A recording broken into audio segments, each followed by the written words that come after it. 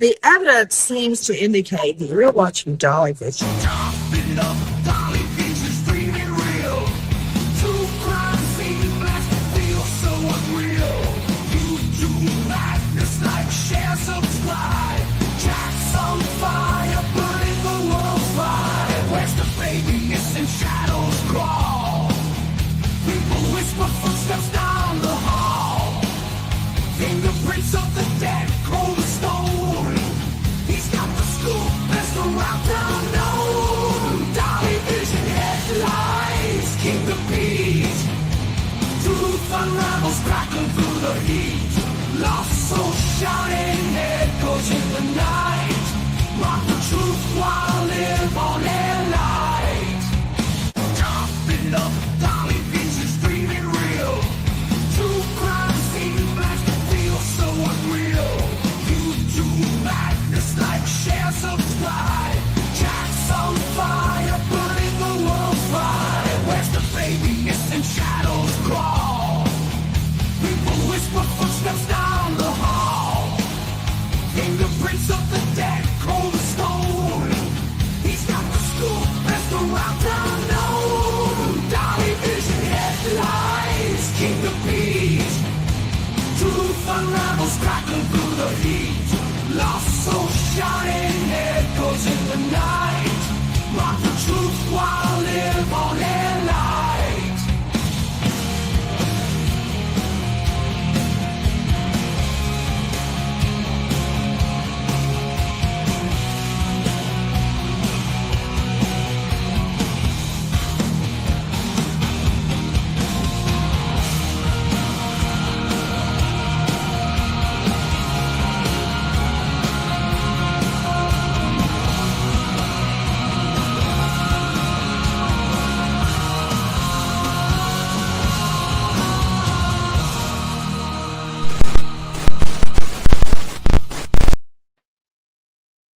What up, YouTube? It is Dolly back in the house.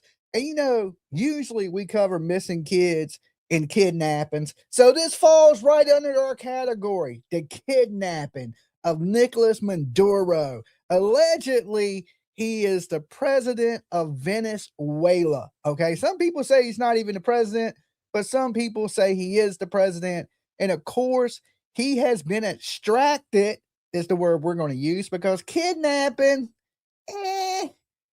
some people in his country may say he was kidnapped, but we're just going to say we're borrowing Mr. Nicholas for a little bit. Okay. We're just borrowing him and just to making sure that he's, answers for his crimes of basically drug trafficking, not trying to shut down the drugs. And we have him here in the studio with us today, okay? We extracted him from Venezuela, and we brought him all the way here to the Dolly Studios. But first, listen, I'm going to need you to leave your DNA and your fingerprints, just in case you go missing like Maduro and somebody, Black Hawk helicopters come in and snatch you in the night. Dolly got to come rescue you. I got Nicholas. I got him. I got him back from Trump. I said, Trump, let me hold on to him. I'll make sure Venezuela don't get him back till he stands federal trial in New York. Okay. Until he stands for these narco charges and not stopping the drugs that have been flowing into our country and killing thousands and thousands of citizens a year, because this man is aiding and abetting these people that are smuggling drugs into our country. Now, other people out here, you may have a little bit of conspiracy to you. And I can understand that conspiracy people are running wild right now. Okay. They're saying, hey, Dolly, this is over oil. This is over Venezuela has their own resources and they don't buy from the global elite. And we want to take these people our power so we can hit them with the World Bank. Okay? I know what you're thinking out there. Dolly knows. Trust me. I watch conspiracy stuff all the time. But today, we're just going to stick to the facts of what is going on and what actually transpired. Now, everybody thinks this started just the other night. It hasn't. This attack on Venezuela to grab this guy started over 4 months ago. Okay. They actually had black ops soldiers on the ground watching his every move. Okay. His daily routine of what he was doing. And they were trying to locate where he would be at so they knew when to strike. Okay. Now he would move around each night and stay in different locations, which was making it hard to pin him down. So they had soldiers on the ground spying, also drones that were monitoring everything he did. Now, these drones fly so high in the sky, we can't even see them, right? They can't even see them. They fly above radar. And so they never even knew they were being watched. Not only that, America launched a cyber attack against Venezuela that some of you guys may not know about. They inserted malware into their computers so when they decided to raid, they could shut the power off. So it made it hard for them to communicate to get him out of there or get him to his bunker that is concreted, and it is still like a steel barricaded cage that to keep people out. But America knew this. They knew everything because we have spies everywhere. Hold on, my producer's walking in. Sorry, I'm just getting ready to leave, but I wanted to tell you there's a couple people in chat that have family members that are from Venezuela, and they're saying their family members were so happy they stayed up all night crying, and they're like ecstatic that he's gone. That he's gone, yes. Yeah, it's mixed signals right now in Venezuela. Some people are celebrating that this man is our power, but yet the people around him have just taken over. So it's like basically chopping the head off a snake. Once you chop the head off, somebody else takes power. Sometimes the person that takes power next is worse than the person that had power before them. So like I was saying, America had plotted this months and months ago. I think the issue from Venezuela that I saw from people there were that they were mostly happy, but the power people are upset that now US is saying they're holding the power until they can gather someone else. Yeah, they're playing the national anthem right now, American national anthem in Venezuela. Venezuela, you are now US citizens, okay? You are now US citizens. That's what it appears like to me. This is something we never see happen.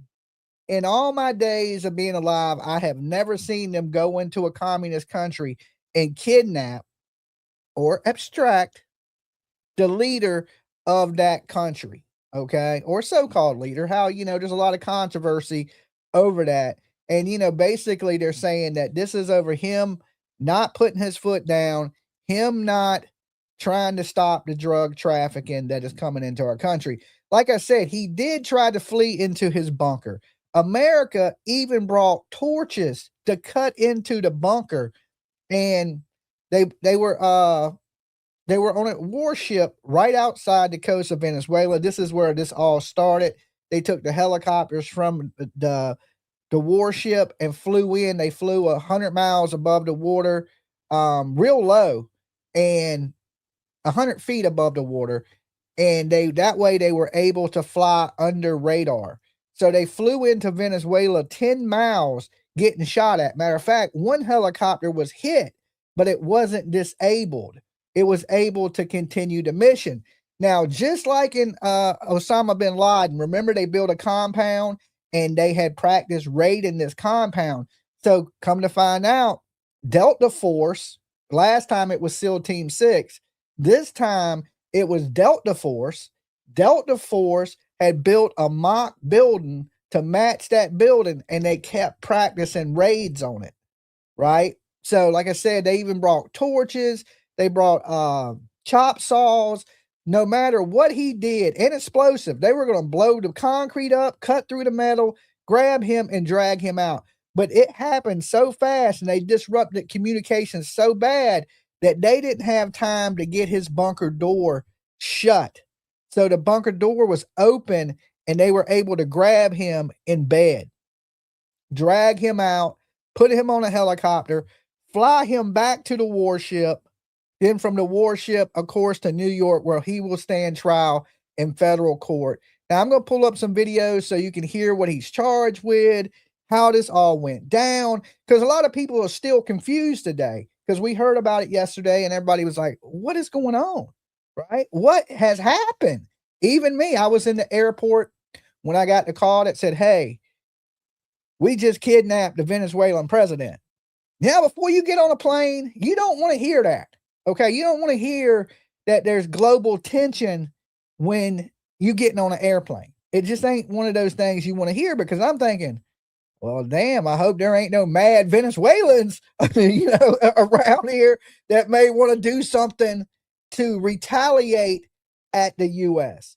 But so far, it seems like the majority of the people that want him there anyway, and the people that do, the president is talking about taking more people from Venezuela. Now, the attack, they like, we got some weapons like I've never seen. It looked like they basically carpet bombed the base. And basically what they were doing is they were taking out any armored vehicles first, just in case they were trying to shoot at the helicopters. Now, these helicopters have some advanced technology where they release flares that you can't see with your eyes, but the missiles, it'll misdirect the missiles. Technology is getting crazy in America. America got some badass weapons. We got some badass weapons, but you got to remember, Venezuela, they're allies with China. They get their oil from China. And is there going to be any repercussions or cyber attacks? Just like now everybody knows we cyber attacked Venezuela, and we've been experiencing a bunch of cyber attacks in even casinos. Like the MGM Grand was cyber attacked and they shut down, and they end up having to pay millions of dollars to Russians and all kinds of stuff, these communist countries. And you know, this by no far will be the fall of communism, by far. This is just a little drop in the bucket, because if we think about it, we could go, okay, well, we're kidnapping NICOLAS over here for not stopping drugs from coming into our country. Well, what about the Mexican cartels? What about all the drugs that are flowing through our southern border that we can't stop right here?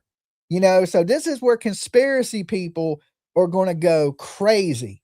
They're going to say, okay, well, this is a global thing. This has to do with the sale of oil. This has to do with a blow to China, hurting finances to China, because these people rely on this Chinese oil and different things. You can believe the conspiracy channels right now, they're dancing. They're dancing. They're like, yeah, baby, plays are coming. Plays are coming.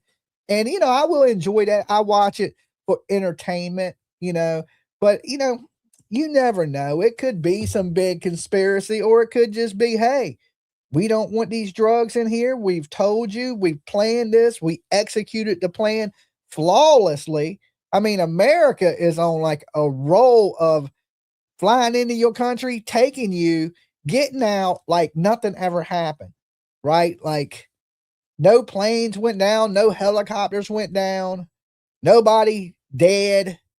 And then boom, we got you, and you were doing the damn perp walk. Once a president, now you're doing the absolute perp walk. Now I want to share this video with y'all. I'll put a little playlist together that goes over everything, that explains everything to you guys. So if you're not like a big political person like me, this will make it easy for all of us to understand. Okay. So let me share this video right here.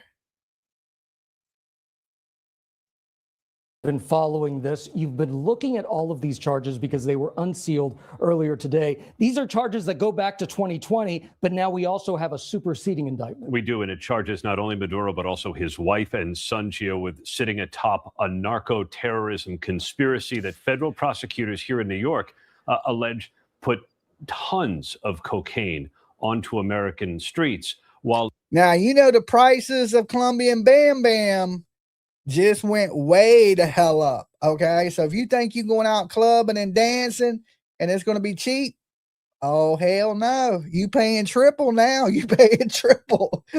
So just say no, kids. Or if you saying yes, you're going to be paying way more. Okay. You're going to be paying what the prices just skyrocketed. All right. So drug dealers are dancing too. They're like, yeah, baby. Yeah. Because the prices went way up. So, but listen, these drugs are killing so many people in our country. So many people. Like something has to be done. You know, we before I get back to this video, we always heard the war on drugs, right? We always heard that the war on drugs, the war on drugs. But you know what I never seen to now? A war on drugs. I never seen it. I heard it. It sounded good when, you know, politicians would say it, the war on drugs, the war on drugs. Now, when they, you know, they have these cigar boats that smuggle cocaine into our country, and we seen a stealth bomber fly over it and blow the whole damn boat up, and people jumped in the water, and then Trump sent the plane back to blow up the survivors in the water. That looked like a war on drugs. Okay, that's what war looks like. You see people start getting blown up. That is war. I was like, okay, now this is a war on drugs. That's what a war looks like. And we're seeing it even more, like with this whole raid and kidnapping or extraction. We're going to say extraction because kidnapping is basically what they're saying. This ain't kidnapping. You broke the law. Your drugs came into our country. We went and got your ass, and you're going to stand trial for it. Your family's going to stand trial for it.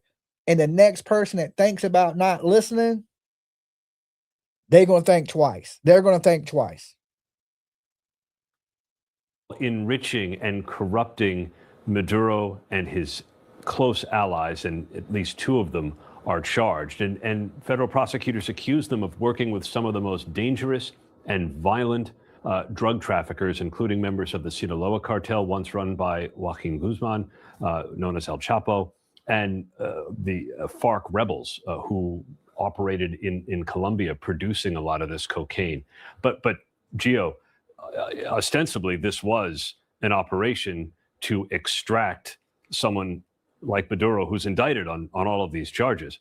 But as you heard from President Trump in his remarks a short while ago, it seems he had greater ambitions than just making sure Maduro faced these charges in a New York City courtroom. And we heard Secretary of State Marco Rubio there at the press conference talk about the fact that it wasn't just the Trump administration, but the... You going? Yeah. Read it. All right, hold on, guys. The Biden administration also had Maduro on a wanted list. Well, he had been facing these charges since 2020. They've been expanded now. The timeline has caught up to the present day, according to the superseding indictment. So he had been wanted in the United States at least since 2020. Secretary Rubio said it was under President Trump's direction where the U.S. military was finally able to go in and get him. And he said that should send a message to others who may be likewise. Guys, now I want to tell y'all, some of y'all are saying here, Dolly, you're wrong. It's not about these drugs at all. It's about oil. Okay. That may be the case, and we'll leave that to the conspiracy channels. I just report the actual what's being stated. Okay.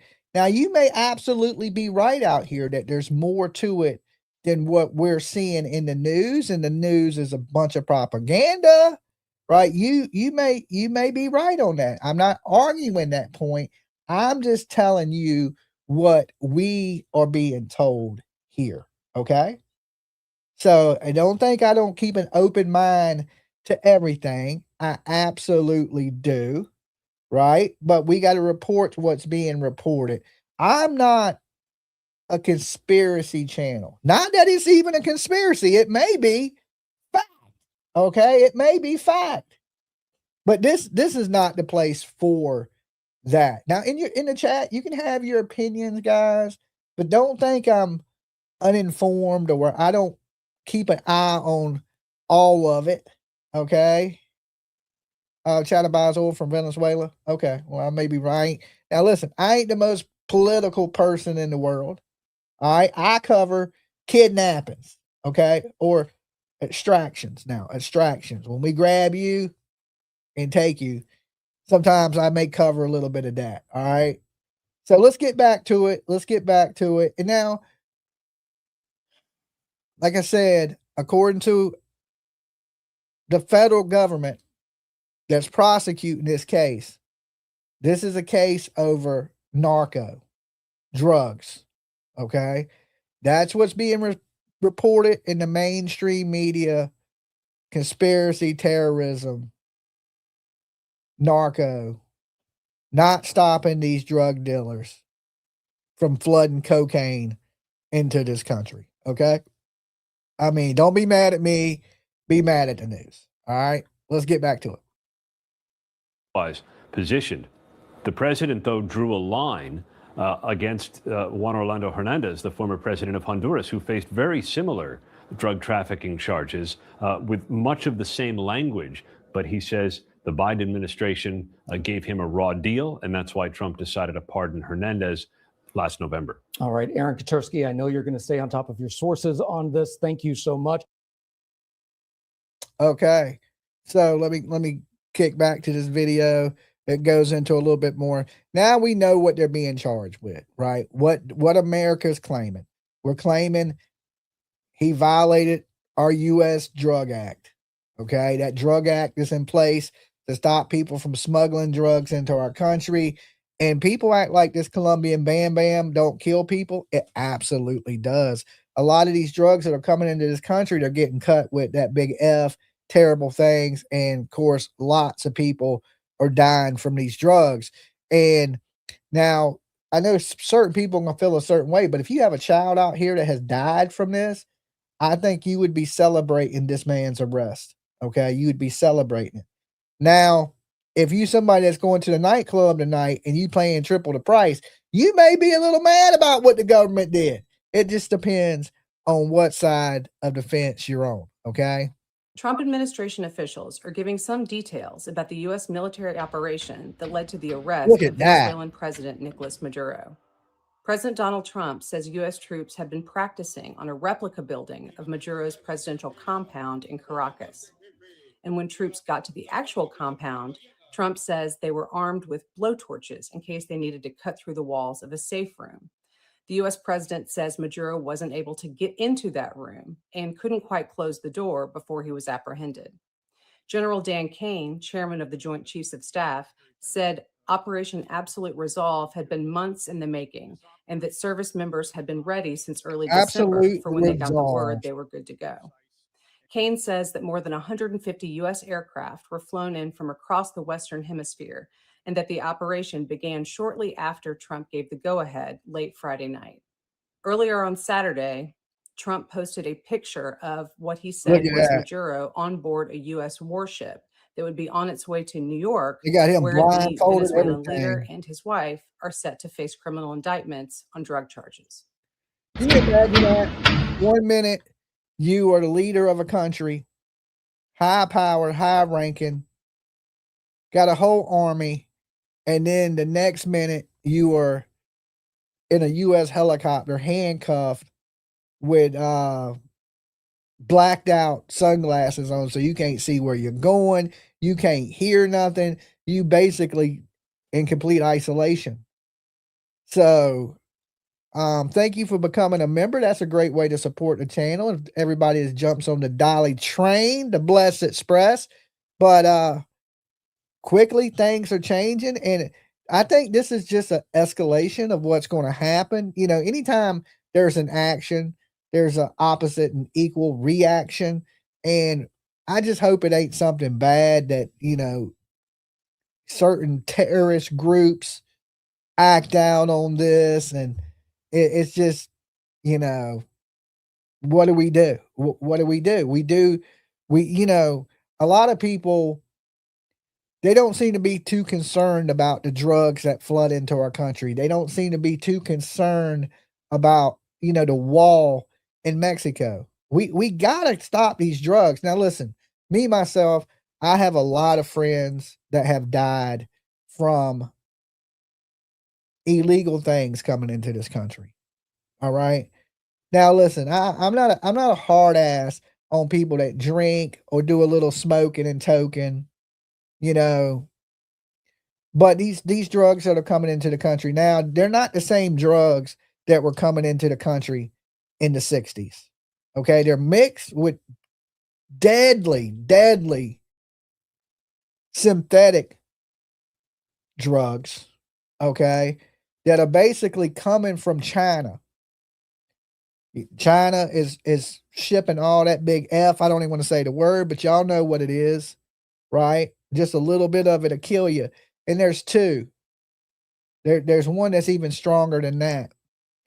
And we're seeing people die on the streets in America left and right. I remember in one weekend alone here, there was 17 people that OD'd and died right here on our man. It's just a bad batch of stuff came through, and everybody that got it died. I mean, I don't even think nobody survived it. Everybody that took it died. And like I said, they're mixing these things. They're sending it down to our borders. The cartels are putting it in their drugs to make these drugs stronger. And then of course they're flooding it into our country, and it sells on the street. It's cheaper to buy drugs than it is a gallon of milk in our country. And we're seeing people die by the dozens. We got to be strong on our border, especially our southern border, and these countries that are shipping these deadly things into here, and then all that money is flooding back to their countries. They need to pay the price for it. Okay, now does this have anything to do with that? You might say, Dolly, it don't got nothing to do with that. But even if it don't, these things still need to happen to keep our loved ones alive. Now, I know where there's a demand, there's always going to be a supply. Always. Can we stop it? No, there'll always be a way that people get these drugs into our country. But can we slow it down and save some lives? Absolutely. Absolutely, we can.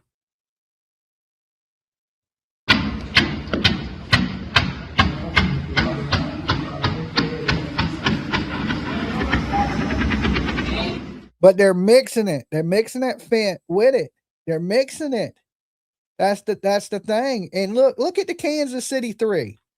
Okay? Let me before we get into this. You know, here in True Crime, we covered the Kansas City 3. These young men were doing the Colombian Bam Bam, and then when they got it, it was mixed with fent. They go into the backyard, they do some of it in the snow, and all three of them fall out and die in the cold. All three of them. Cuba's next. I mean, this should send a message to other countries. Dolly and PJ can't be beat. Thank you, Penny. Thank you for being a member here for 35 months, almost 3 years. So, I mean, we've seen this hit our country. We've seen these people die. We've covered these stories of people dying here from this type stuff. This, like I said, this is a drop in a bucket. Is this going to stop everything? No. Does it put a little damper in what they're doing? Yes. So I say the more you stop coming into this country, the more you see these boats blow up in the water, and there's no mercy for the people on the boats. And people are like, wow, the president is killing people. Well, them people are killing people. You know, if you believe in capital punishment, then these people are killers. These people that are smuggling these drugs into our country that your kids are getting. You know, I'm a parent, right? And thank God my daughter don't do no drugs. But if something was to happen, like, think about that. It's just a saving. I wouldn't want that stuff to be around my kid or your kids to get their hands on something that is not what it is. Like I said, if it ain't the drugs of the 60s that our grandparents and parents were doing. Okay. This is a whole new level of things now people were dying back then, but the amount of ODs because of these synthetic drugs that are being mixed with these other drugs, and you never know what you're getting on the street. Usually most H is tested. People think they're buying H. We ain't gonna say the name, but they're basically getting the F. It's true. So, and a lot of the Bam Bam is not even that. It's other things. they have all these synthetic drugs that they're doing in China. Like I said, China is shipping those to the cartels in Mexico. And then, of course, they're mixing it and they're bringing it across the borders into our country. Now, a lot of this is, of course, China fault to me, right? Like if you go back and track where all this stuff is made, it's made in China. So, but the people that are helping and bringing it in and getting it onto our streets, you're just as responsible for the deaths that China is. And you ever see them stickers that say shoot your local H dealer? There's a reason people put that, because they're killers, they're murderers. They don't care about human life. They care about making a dollar. That's it. No, mira, yo vivo aquí en Chacao y hace como aproximadamente hora y media comenzaron a sentirse aviones volando y explosiones. Y varias explosiones, por lo menos como unas 8 o 10. Y bueno, y salí ahora a dar una vuelta. Aquí lo que podemos conseguir es el humo, ese humo que hay ahí que huele como a creolina.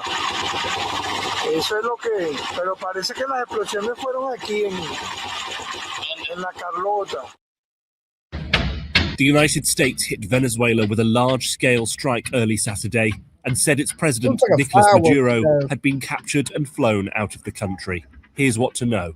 Multiple explosions and low-flying aircraft were seen in Caracas in the early hours of Saturday morning. Maduro's government immediately accused the US of an imperialist attack on civilian and military installations. US President Donald Trump posted on Truth Social that Maduro had been, along with his wife, captured and flown out of the country. He added that the operation was done in conjunction with US law enforcement. The apparent attack itself lasted less than 30 minutes. Trump said in his social media post that the strike was carried out successfully. It comes after the Trump administration has escalated pressure on Maduro, who has decried US military operations against alleged drug traffickers as a thinly veiled effort to oust him from power. It was not immediately clear who was running the country, and Maduro's whereabouts were not immediately known. It was a smooth attack. Acá en la ciudad capital, en Caracas. Good morning to the people of Venezuela. We're here to capital city of Caracas los daños after causados por el ataque criminal, el ataque terrorista contra nuestro pueblo, contra el suelo patrio, contra las instalaciones eléctricas, contra la revolución bolivariana y contra aquellos que inclusive no tienen nada que ver con la revolución bolivariana. Es un ataque contra Venezuela, contra la República Bolivariana de Venezuela. Las fuerzas militares, las fuerzas policiales. He's basically saying it was an attack against Venezuela. El pueblo presto para cualquier situación, presto para cualquier hecho que pretenda y la tranquilidad de nuestro país. Y desde aquí, desde este hermoso lugar, llamo a la calma a nuestro pueblo. Confíen en el liderazgo, confíen en la dirigencia del alto mando político, militar, para la situación que estamos atravesando. Mucha calma, que nadie caiga en el desespero, que nadie caiga en facilitarle las cosas al enemigo invasor, al enemigo terrorista que nos atacó cobardemente. Que nadie le facilite las cosas. No es la primera lucha, no es la primera batalla que contra este pueblo han emprendido algunos, creyendo que nos van a derrotar, creyendo que van a mancillar el honor y la dignidad del soldado, del policía, del venezolano de a pie. No es la primera. Hemos sabido sobrevivir a todas estas circunstancias. I mean, listen, let's be honest. America flew in there and basically just owned that bitch in a matter of minutes. Okay? We just took out your president and like it was like a walk in the park. Like it just be, Venezuela, you no match for America, and you're going to basically do what we say. I mean, that's just the facts. That's just how it's going to be. Now, some people in the conspiracy end, the global elite taking over, one World Bank. We know the story, right? I know the story, but I had to say though, for our military, they've been looking good. they have not been playing, right? Like our troops ain't no joke. Our military, they're like, it was like a flawless victory. Like if it was Mortal Kombat, you would have heard finish him, right? Flawless victory. And that's what it's about. Delta Force, baby. Delta Force. That's all these kids growing up playing Black Ops, and then they join the military. You don't want to mess with America. You do not want to mess with America. We do not play. We will go right in and snatch your president. All right. And me, myself, when I look at it, I go, well, you know, they did say they hid Hitler for all those years in Venezuela. So that's what you get for hiding Hitler. Okay. If he didn't die, y'all hit him. And that's punishment. That's a little bit of payback for y'all hiding Hitler out for all them years till he was 80 years old. Okay. That's what the conspiracy people say. Remember the show Finding Hitler? They said that he went into a U-boat and the U-boats were seen outside Venezuela and that he lived in Venezuela till he was 80 years old. Payback's a bitch. Okay. Payback is a bitch. So let's keep it going.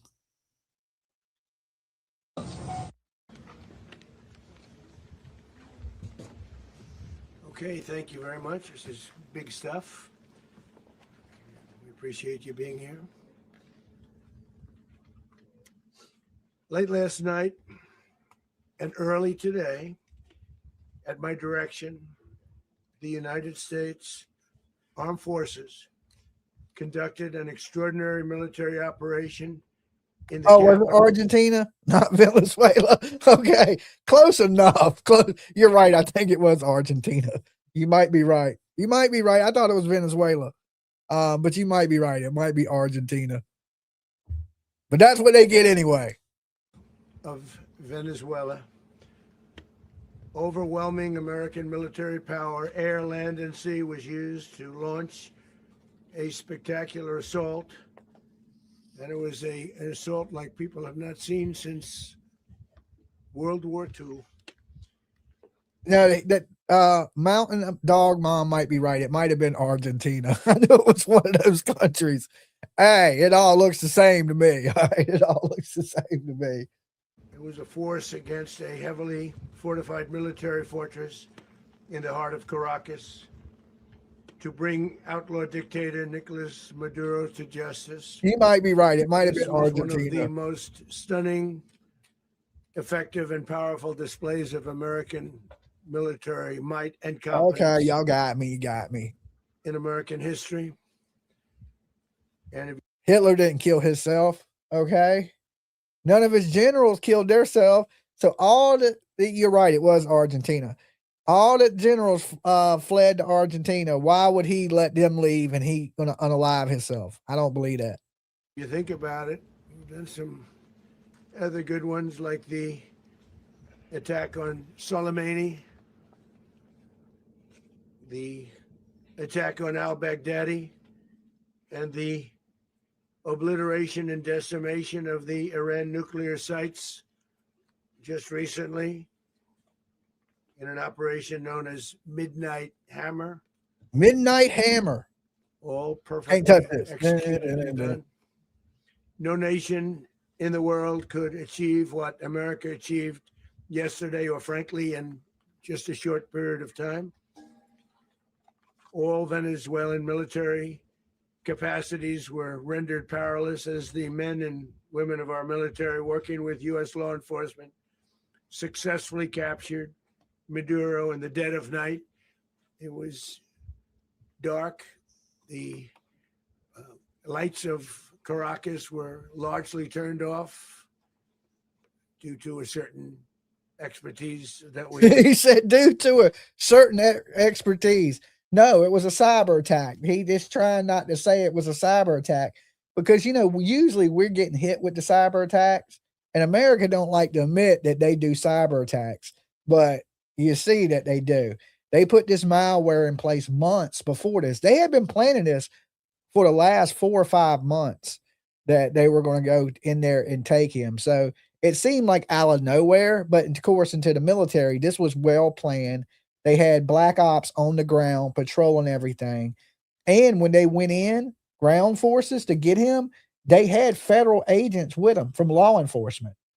And it's very rare that we see the military work with law enforcement to extract someone. Kidnapping, they're claiming kidnapping. I think the word we use is we took him to stand trial. We'll return them. So, kidnapping, we didn't leave a ransom note. Okay. Usually kidnapping requires some type of ransom. You pay us, we'll give you your president back. But we didn't send a letter that said, hey, cut out a newspaper clippings that said, hey, we're going to send your president back. He was basically arrested for charges that were committed here in America. When them drugs hit our soul, we went and got him. I mean, it is what it is. We have. Bueno,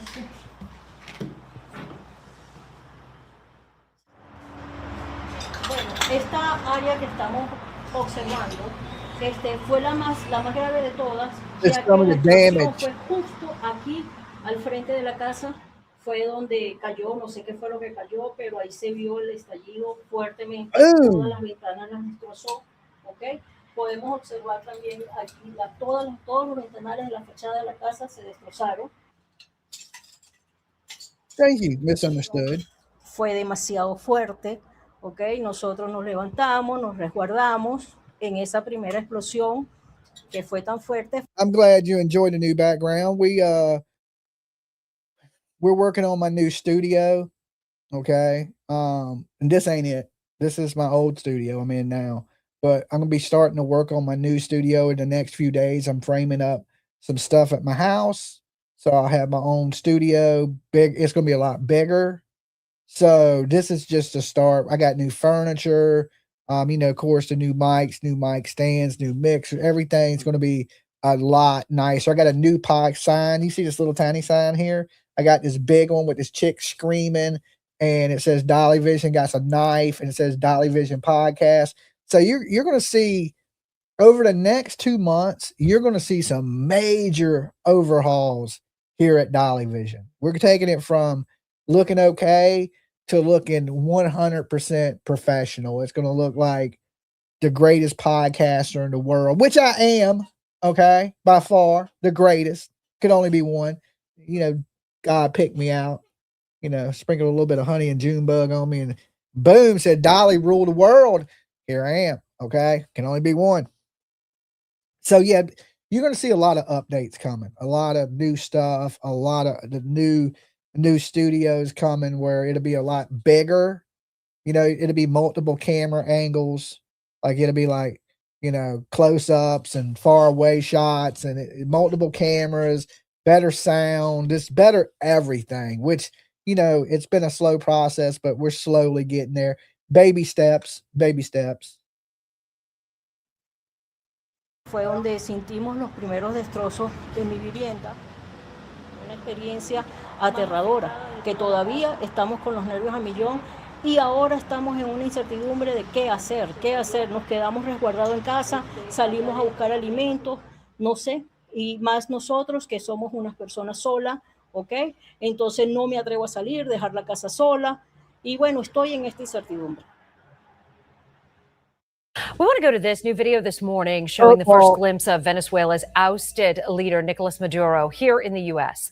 The White House Rapid Response account posted this video appearing to show a perp walk inside a DEA office in Manhattan where Maduro was processed, fingerprinted, and photographed. Right now, Maduro and his wife, Celia Flores, are in New York City following what U.S. officials describe as a large-scale operation in Venezuela. Both could be arraigned as soon as tomorrow. They're currently being held at the Metropolitan Detention Center in Brooklyn. President Donald Trump says the United States will run Venezuela at least temporarily. Here in Florida, home to America's largest Venezuelan population, there is optimism and celebration in Miami. CBS News' Christian Benavidez is there this morning. Former Venezuelan leader Nicolas Maduro and his wife Celia Flores stepped onto American soil chained and shackled, surrounded by a small army of federal law enforcement. Maduro will be held at New York's infamous Metropolitan Detention Center in Brooklyn. Well, you know, they can't house men and women together, so they probably took their wife to a female facility. Brooklyn.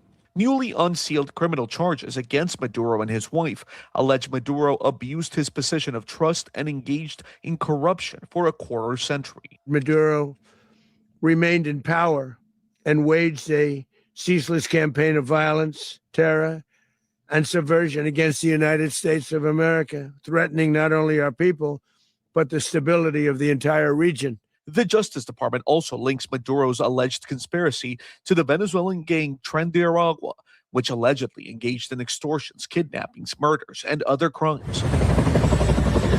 Capturing Maduro was an audacious snatch and grab operation in Venezuela in the early hours of Saturday morning.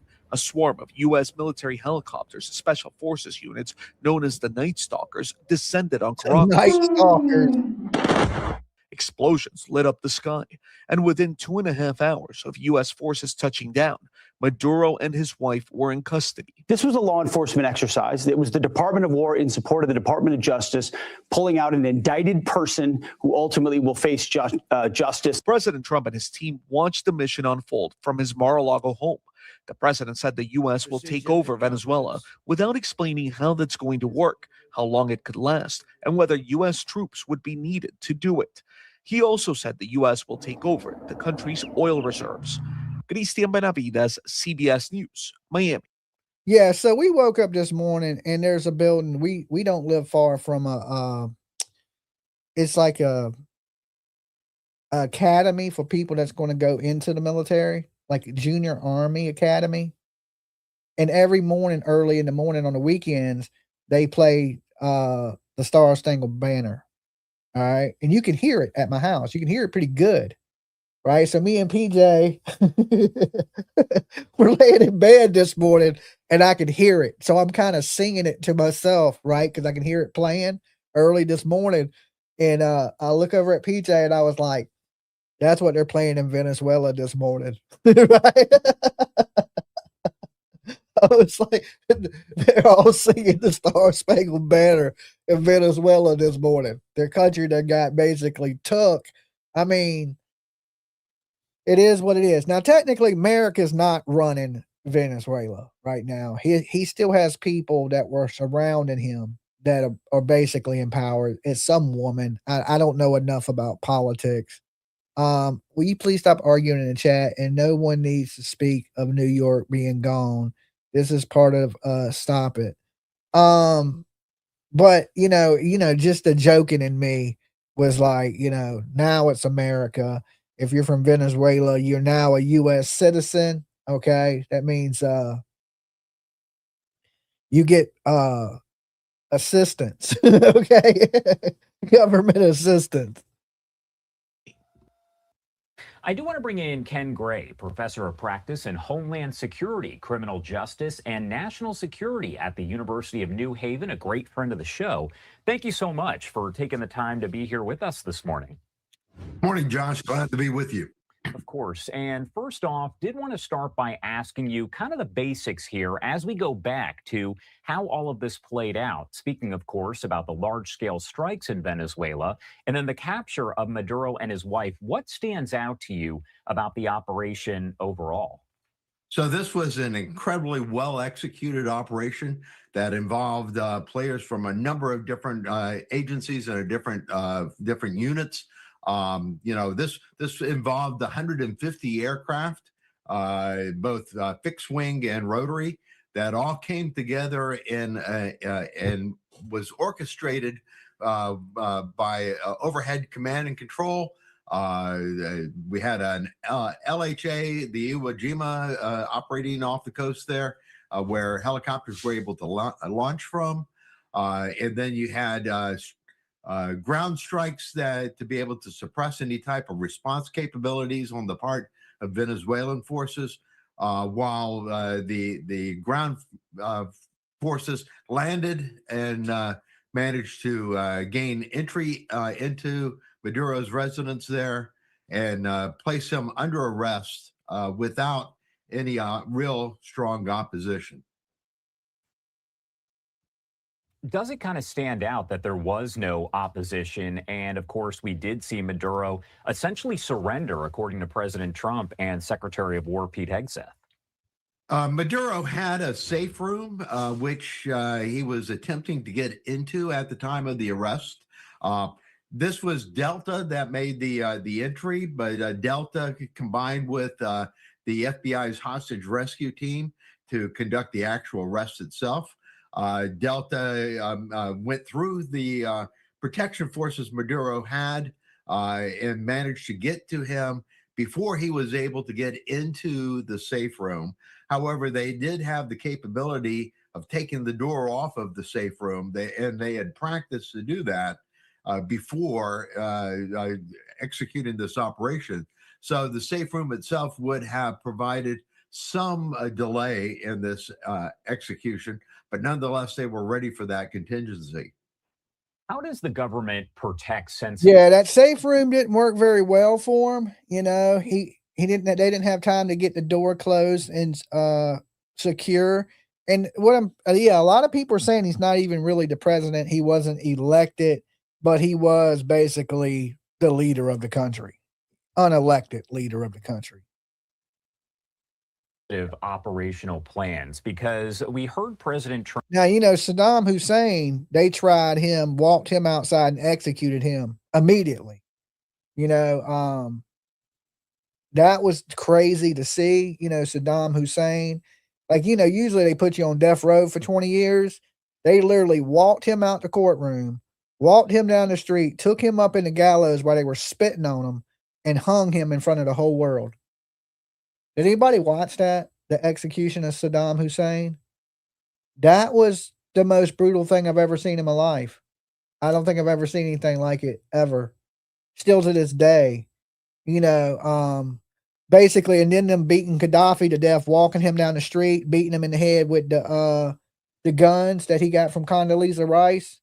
That was pretty brutal too. He's like, "You're killing me." Horrible. I mean, it's like we live in a barbaric world. That is for sure. Trump say during his news conference yesterday from Mar-a-Lago that the reason that Congress was not notified ahead of time is that Congress can leak. You can have leaks there. He, of course, pointed to the fact that the Democrats may have leaked that ahead of this. So how do they go about preventing any kind of leak? Yeah, this was very important to keep operating. Remember, that was the dude that had weapons of mass destruction. America propaganda. Remember, weapons of mass destruction. The man was in a hole in the ground. I mean, damn. National security in place for this, that no information about this was to leak out. If you went before Congress and provided a briefing about what was going to happen, there was concerns that somebody might have leaked it to the press to try to stop it from happening or to try to gain some type of favor in the process. And so the decision was made not to brief Congress ahead of time, which is not unusual for a law enforcement operation. Remember, this at the end of the day is a law enforcement operation that was assisted by the U.S. military. And so just like they don't brief Congress whenever they're executing any type of large-scale arrests, any type of high-profile arrests, they don't brief Congress in this particular case to ensure operational security. But nonetheless, President Trump will inform Congress after the fact to ensure their continued support of this operation. But nonetheless, the arrest was conducted and carried out successfully. And this could have been completely different had something gone wrong due to a problem with security of the operation or some other problem, such as helicopters breaking down in the process or something else coming. Yeah, prayers to Miss Ann Horn. Her belt shipped out today. Well, it was ordered, so it probably will ship out, and it'll ship out probably as soon as it's manufactured. But I'm just hoping that it gets to Miss Ann, because I got kind of delayed leaving town. So Miss Ann Horn ain't doing very good. and she's really heavily medicated right now. And it's sad because, you know, guys, everybody up here, I've spent the most time live with Miss Ann Horn than any of you, right? The whole time I was in Georgia at the Leilani Simon trial, Miss Ann Horn was right out there with me every day. You know, even when I went to Nashville for CrimeCon, Miss Ann Horn was there with us, right? Been out to dinner with me multiple times. And of course, when I went down for the Leilani Simon trial, we stopped in and hung out with Miss Ann. So everybody up here on YouTube, I have spent the most time personally with Miss Ann Horn, and to see her going through this cancer and slowly getting worse. And, you know, we've been keeping the prayers really high for Miss Ann Horn. It's really sad to see. I seen somebody post a video today, and it was really sad to watch, and it almost made me feel like Miss Ann wasn't with us anymore. And I'm thinking, what the hell are you making this video for if Miss Ann Horn is still alive? Listen, don't put this woman in the grave before she's gone. That shit had me sad. I was like, listen, that's my friend. I consider Miss Ann Horn a friend of mine. And to see people do this, like, listen, there will become a time we may have to make videos like that. But now ain't the time. Let's fill this woman with hope. Miss Ann's laying in bed watching videos of her. It looks like she's dead. She's not. She's alive, and she's a fighter. Listen, Miss Ann grew up a fighter, wrestler, right? Got a wicked ass headlock. Don't put Miss Ann in the grave before she's there, people. Don't do it. She deserves more respect than that. This woman is a trooper. Yes, she is bad. It's a fact. Okay? But let's don't put her in the ground before it's time to put my friend in the ground. Don't do that shit. It hurt my heart to see that this morning. And I'm thinking, I know there's going to come a time to where this is going to be a fact, right? But right now it's not. Okay? It's not a fact. And this woman's a trooper, and she is in hospice, and they are giving her medications to make her time better, right? And then she took a dramatic turn quick, right? That's because I was thinking, you know, it's my friend. I thought Miss Ann's going to be here for a long time. Well, maybe, but I didn't expect for her to take a turn like she's taken, and it hurts my heart. So the update on Miss Ann is this: just keep praying for Miss Ann, guys. Keep praying. She deserves that. She's a super awesome woman. Been a big part of my life for years up here on YouTube. Okay. So I just, it's hard to accept. It's hard to deal with. And you know, I know her son is taking care of her, and she has people there with us. What hurt me the most is when I heard she gave away the dogs, because Miss Ann Horn loved those dogs.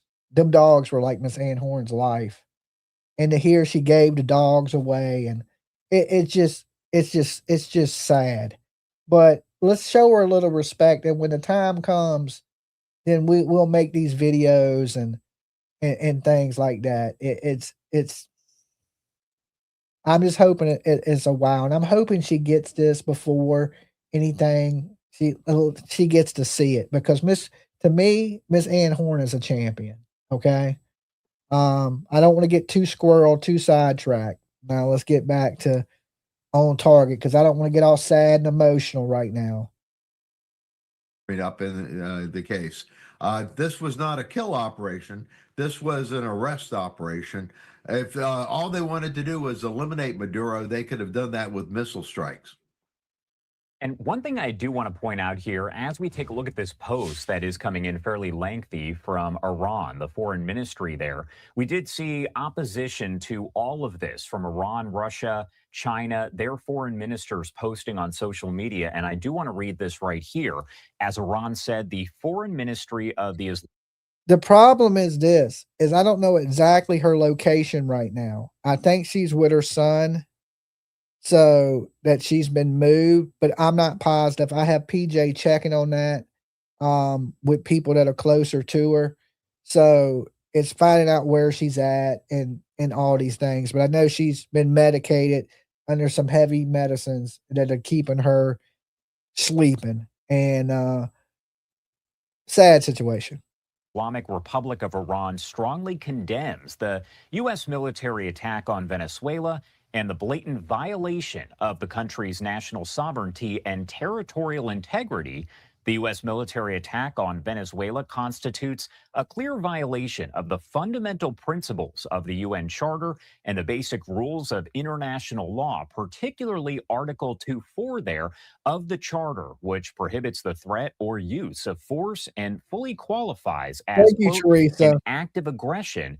It must be explicitly and immediately condemned by the UN and by all states that are committed to the rule of law, as well as to international peace and security. The U.S. military aggression against an independent state that is a member of the United Nations represents a grave breach of regional and international peace and security. Now, Ken, I did mention that the same opposition and condemning the situation there took place from China and Russia. Any surprise there? Because you would imagine they are essentially allies of Venezuela. Yeah, absolutely. So I'm not surprised to hear that Iran, Russia, China would be speaking out against this. Additionally, I would expect Cuba to do so also. All of these were somehow involved with Venezuela, either buying oil from them or providing technical assistance to them or providing intelligence assets to them. And consequently, this response by Iran in this case, it's not surprising that they would speak out against this. You are in many ways defined by who your enemies are. And of course, we do have this video that I did want to pop up of those strikes, the large-scale strikes that took place yesterday, leading, of course, to the capture of Maduro and his wife. And I did want to kind of get your take on this, because we heard a little bit of chatter there, some talk that the strikes themselves that you're seeing in the video may have been a distraction. Can you break down kind of how that would play out? So it may be in part be distraction, but additionally, it was suppressing Venezuela's capabilities of launching some type of counterstrike against U.S. forces. For instance, one of their main targets as they were entering into the area was an air base that could have potentially launched attacks to try to stop incoming U.S. Forces. And so they had to take that out initially, but there were additional areas there that could have been radar sites, for instance.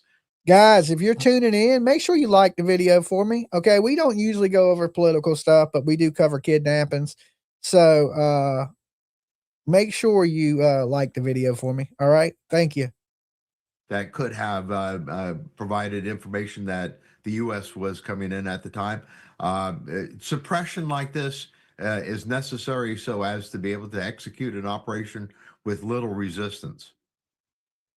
One more thing that's been mentioned a lot, President Trump did say during his news conference yesterday, and there were a lot of follow-up questions that were asked about it, essentially the U.S., quote unquote, running Venezuela during that transition of power there.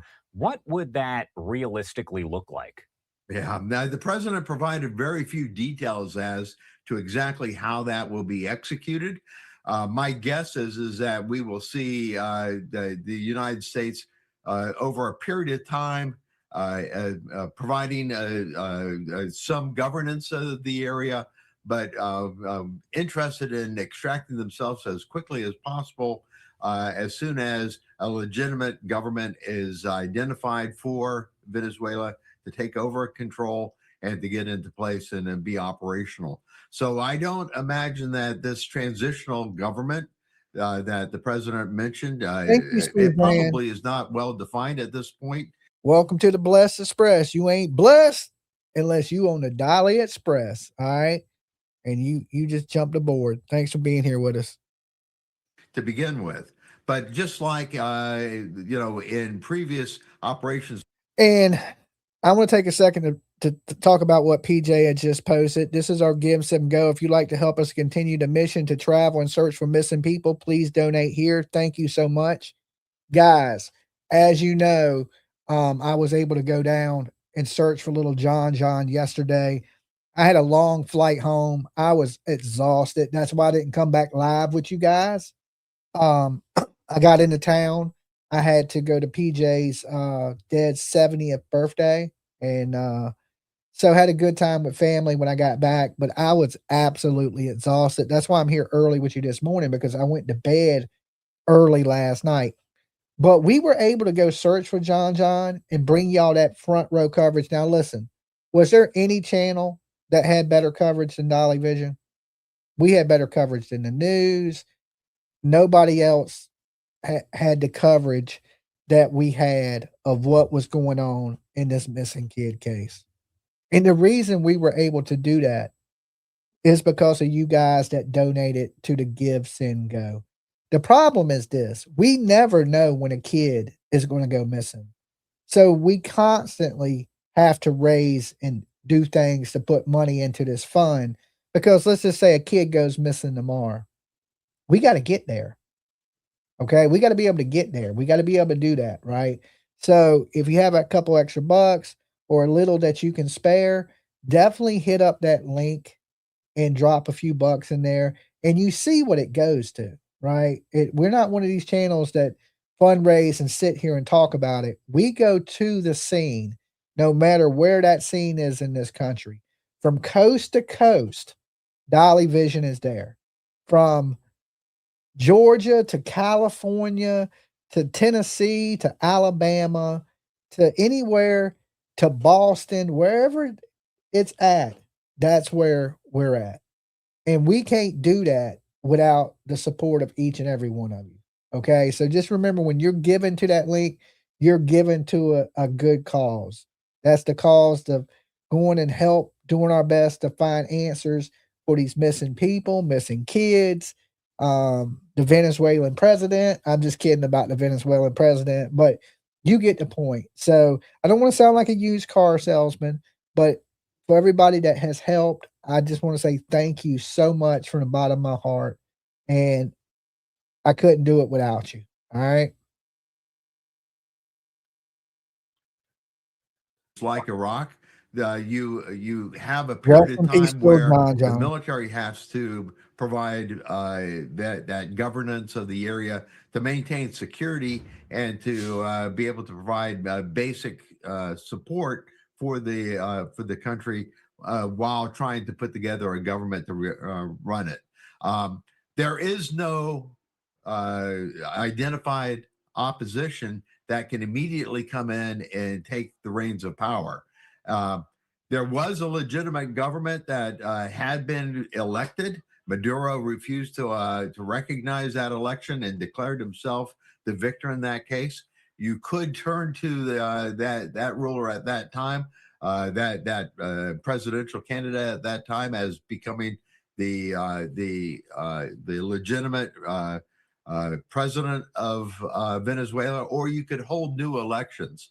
I think that, as I said, the details have not totally been worked out, but the president did not provide much as details of how he's going to have this executed.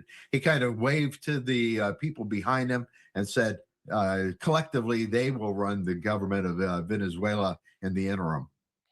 And right now, I did want to pull this up. This is actually a live look out of Madrid there in Spain. We've been getting a lot of these different live images that are coming in of protests, demonstrations. Some of them have been for Maduro, calling for him to be released. Others are supporters of Maduro.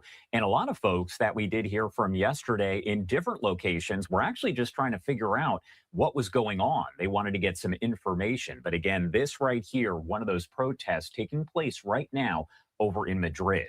As U.S. officials now travel overseas to various locations, we know that Secretary of State Marco Rubio does a lot of traveling in his job. Does this maybe make them further assess the national security risks that they do have in those locations? No, absolutely. Okay. these high-profile members of the U.S. government could very easily become huge targets to try to get retribution for Maduro's arrest here. And so you could see attempts. Okay. PJ's dad sent me this. Let's see what this is. All right. Let me back it up and I'll play it for you guys. I don't know what he sent, but we will check it out. I'm sure it's pretty. If it came from PJ's dad, he's Croatian too, so he's not even American, but we'll watch it. Por mí, aquí lo espero en Miraflores, no hace tarde en llegar, cobarde. I just got three things to say. God bless our troops, God bless America, and gentlemen, start your engine!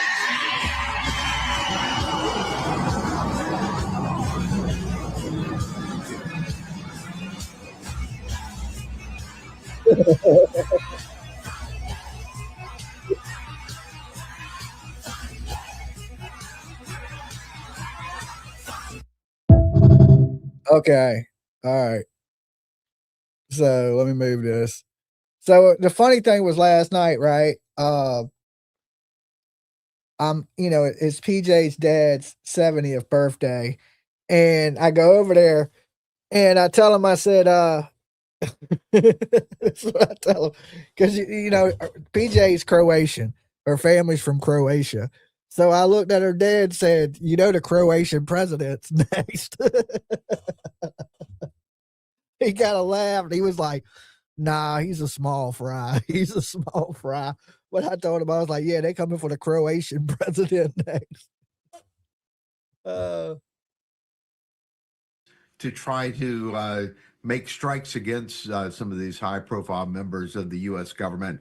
Marco Rubio, for instance, is constantly traveling around the world, and I'm sure his security details will be beefed up in the process of ensuring his safety. This is kind of a question. I'm not sure if you can provide context, but as we look at this video that came in from the White House Rapid Response 47, this is over on social media. That's the quote unquote perp walk of Maduro as he's walked through the area, then moved over to Brooklyn, where of course he is jailed right now. Wanted to get your take on the release of this video. What does it say that we are actually seeing this perp walk? Because it's interesting to note that in many situations, if you were talking about the average citizen being arrested, you may not see this, but we're talking about a high-profile figure here. So to release that video, what does that tell you? So then we're immediately... He don't have that same energy now, does he? That come get me energy? He's like, damn, I shouldn't have said that. I messed up when I said that. Come get me. Now we got you. We got you. After the arrest, there were calls to provide proof of life, information to show that Maduro was still alive. And so in many ways, this is to fulfill that request for proof of life, that he is alive. He was successfully arrested and is in good health. And he is walking here into DEA headquarters in New York City to show that he is well, that he was arrested and came through this arrest successfully. Right. What sort of questions do you feel still remain that you're hoping maybe we will get answers for in the coming days and maybe weeks? Well, as you pointed out, the big question in my mind is a transition for Venezuela now. That was not very clear as to how they plan to transition Venezuela over to another government to run their country. Maduro had a lot of people who were supporting him in his country, but he had an awful lot of people who left the country because of his policies there in Venezuela calls many people to flee the country. So I imagine that there are plenty of people who are delighted with the outcome of this. Maybe some of those people will consider returning home now that Maduro is no longer in power. But the big question I have is what kind of government we're going to see in the interim, and how will it transition over to a legitimate democracy there in Venezuela? Talking about that, President Trump was asked repeatedly, saying, quote unquote, he's not afraid of boots on the ground. He's not afraid to do that, but not really saying if we could see American troops there on the ground in Venezuela during this transition. Is that a real possibility? What would that look like? So I could see that the Army could bring in some of their both their security forces there to provide security in Caracas. They could also provide in their transitional teams that they use to provide civil support in the event that we were fighting a war in another country. I could see us providing military forces in there to be able to maintain law and order in that area. Listen, if they need, I will go over there and run the country. Okay, Trump, just give me a call. If you need me to go take over, Dolly will take over. I deserve my own country anyway, pretty much. That's what I think anyway. So if they just want to give me Venezuela, look, I'm telling you, Venezuela with Dolly running it would be the nicest, most awesome place ever. It's right there on the water too. I like the water. They got plenty of resources. I will take over. Right now, listen, I do expect a large paycheck to do that, but we will change the name to Dollyweller. Okay? We'll have to change the name. But other than that, Dolly Parton got Dollywood. Dolly Vision could have Dolly Vision Awella. Okay? We'll change the language of the people to redneckinism, okay? Right now, I think they speak Spanish, but by the time I'm done with them, it'll be redneckism. While they are coming up with a new government, but he was also talking about repairing and running their oil fields that have fallen somewhat into disrepair while being operated by Maduro, and selling oil to the shadow fleets that were coming in there, taking oil to China, among other places.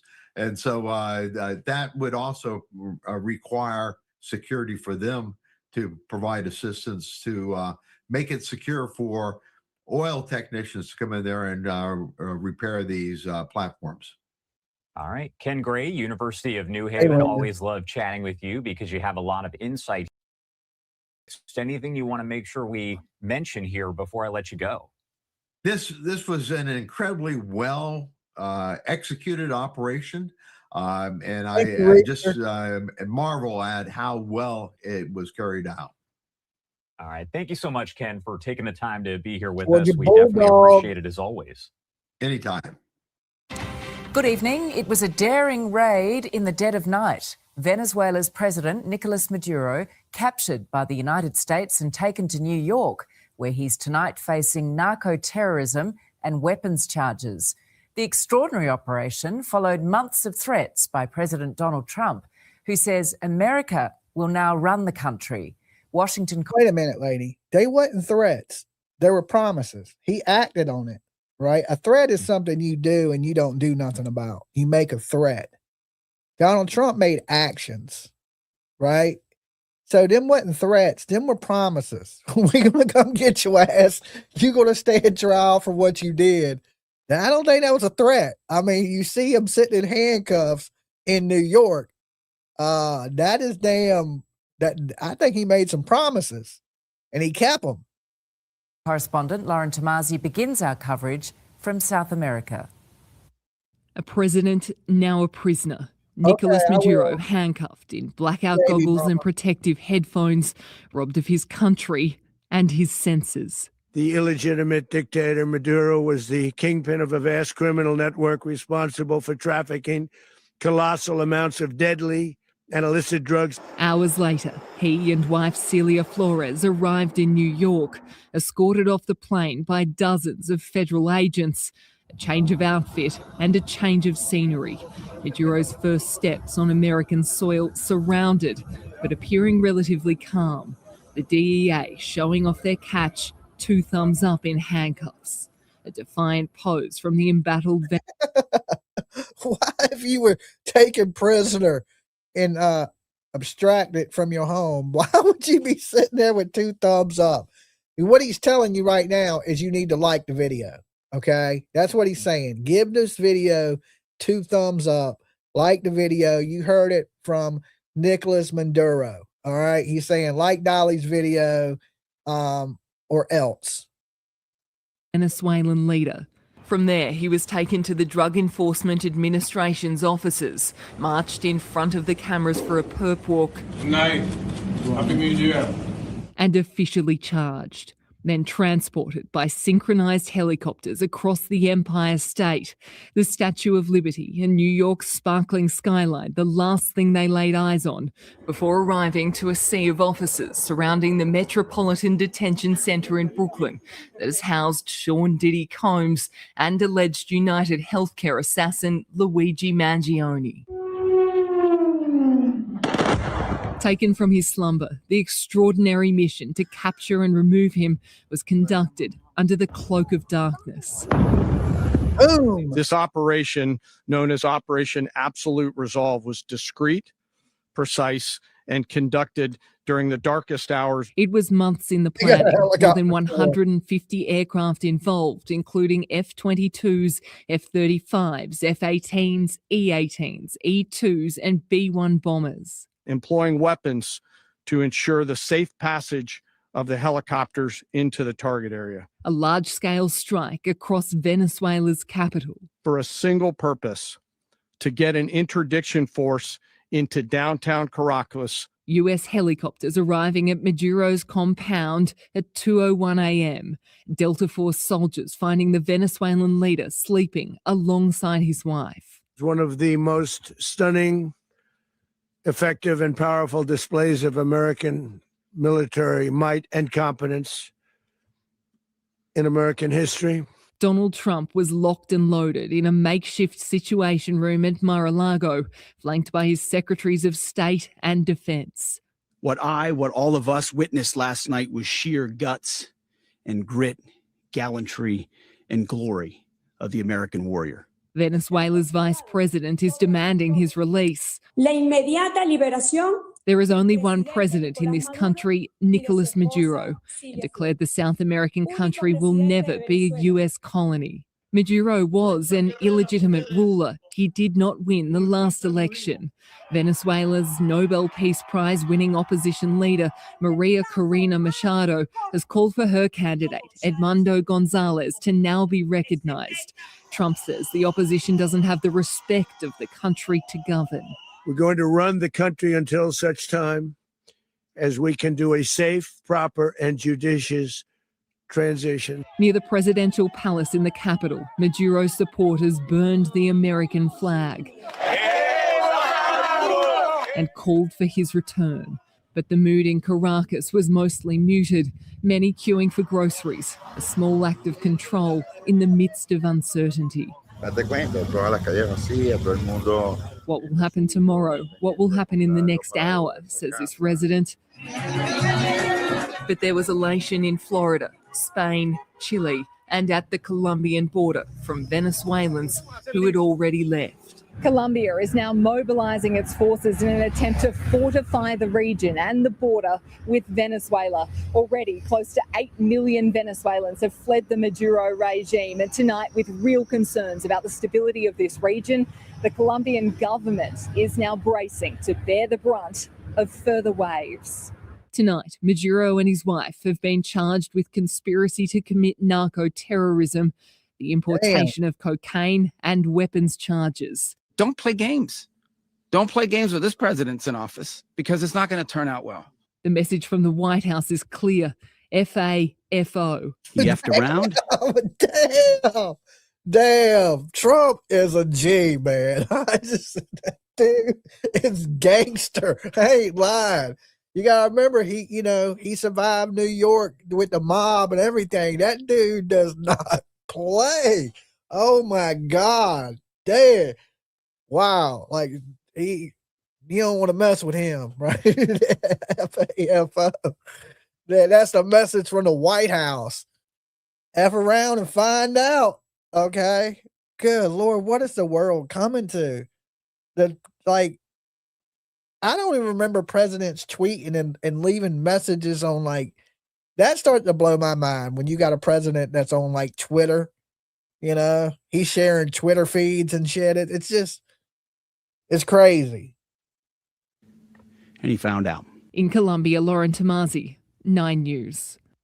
And Lauren Tomasi joins us now from Cartagena, Colombia. Lauren, when will Nicolas Maduro face court? Georgie, it's believed Nicolas Maduro will face a New York court within the next 48 hours. And Donald Trump says there will be no further strikes on Venezuela as long as the country's vice president follows the plan. But as you heard just then, Delcy Rodriguez is not a willing participant. And in the past few hours, Venezuela's Supreme Court has now sworn in Rodriguez as the country's acting president in the absence of Maduro. Tonight, we are in Cartagena, Colombia. At this point, this is the closest we can get to Venezuela because flights in and out of the country have been cancelled. This is the first time in more than a dozen years that Nicolas Maduro is no longer in charge, and it follows a 12-month pressure campaign. It started on day one of Trump 2.0. We're looking at Venezuela very strongly. By September, America's first deadly strike on a boat from Venezuela bound for the US. A lot of drugs in that boat. Over 120 days, more than 30 strikes, at least 110 people killed. But the campaign was shifting to regime change, and Nicolas Maduro was in the sights of the president. He doesn't want to around with the United States. In a show of force, more American military might was sent to the Caribbean, but Maduro was defiant. Not war, not war, not war. The 63-year-old danced in front of supporters. He brandished a sword, warning of imperialist aggression. By December, the US started seizing oil tankers, leaving Venezuela. We're keeping the ships also. Now they have Maduro. The 63-year-old former bus driver was vice president to Hugo Chavez, the controversial revolutionary leader. In 2013, when Chavez died, Maduro took the reins. In last year's election, Maduro lost, but refused to concede, coercing Edmundo Gonzalez. Blinky 609 gave to the Gibson Go. Okay. Thelma Blinky. Is that how you say it? Thelma Blinky 6909. Listen, thank you, Thelma. Big virtual hugs to you, because the next case that comes up, we never know when it's going to be and where we got to be. So thank you so much from the bottom of my heart for giving to that fund. And you see it goes to a good cause, and we can't do it without the help of each and every one of you. So thank you. Big virtual hugs to you. Bring it in. You rock. You absolutely rock. To accept defeat. After July, it was definitely a commitment to preserve power no matter what. That changed, I think, the calculations not only for the United States, but also for a variety of other actors regionally, but also inside. The last 24 hours have added to America's long history of regime change. From the failed Bay of Pigs invasion of Cuba in 1961 to wars in the Middle East, including Iraq. Maduro's capture draws similarities with this in 1989. The Panamanian people want democracy. When George H.W. Bush ordered 24,000 U.S. troops into Panama to topple dictator Manuel Noriega. Noriega hid in the Vatican embassy before surrendering. He was flown to the U.S., tried on, among other things, drugs charges, and convicted. But tonight, with Venezuela, there's also the issue of oil. The The country has the largest reserves in the world, estimated to be the... Wow. Okay. See, I thought they got their oil from China. I was wrong. They sell oil to China. So, okay. You learn something new every day. All right. So, no wonder the conspiracy people are like, oh, all they want is, maybe that has something to do with it. And they're selling oil to China. Crazy. Equivalent of 300 billion barrels. The same resource has been at the center of questions over past conflicts involving the US, the first Gulf War, and the war in Iraq 22 years ago. US oil companies have claimed Venezuela owes them billions after seizing their infrastructure almost 20 years ago. Tonight, President Trump says he's taking what's American. And we want it back. The Peace Through Strength Commander-in-Chief has made his biggest power play yet. In the United States, Jonathan Kersley, 9 News. US correspondent Reed Butler joins us now from Washington, D.C. And Reed, how has Donald Trump's base reacted to this? Well, Georgie, there are certainly some of Donald Trump's most die-hard supporters who are at best uncomfortable with this military intervention and at worst furious. A portion of the MAGA base beginning to realise that election-winning campaign pledge, America First, might not be quite what they voted for, rather than focusing on domestic issues like healthcare and getting grocery prices down. The US president is increasingly interfering in foreign conflicts, conflicts like Ukraine and Gaza. And now this forced regime change in Venezuela without congressional approval. So the question now is, how long will America be involved in Venezuela? Will it be a matter of months or years? The MAGA base is watching closely. Georgie? Reed Butler in Washington, D.C. Thank you. Well, the dramatic capture of Venezuela's president has sent shockwaves around the world. Australians are being advised to avoid the area, and the Albanese government faces a delicate diplomatic balancing act, waiting for the next move from President Trump. A long way from Caracas, Australia's Greens seeing red. This attack on Venezuela is illegal. And unless Australia and like-minded countries speak out, it emboldens these kinds of actions. Their concern not for the president, but the precedent. Worried China could launch their own operation in Taiwan, or Vladimir Putin could target Volodymyr Zelensky, although he had other ideas. How should we react, the president asks?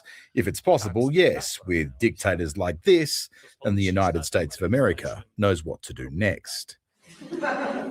Leaders around the world last night unaware, tonight unwilling to intervene. I want to establish the facts first. Chat room. Look, don't be calling each other names.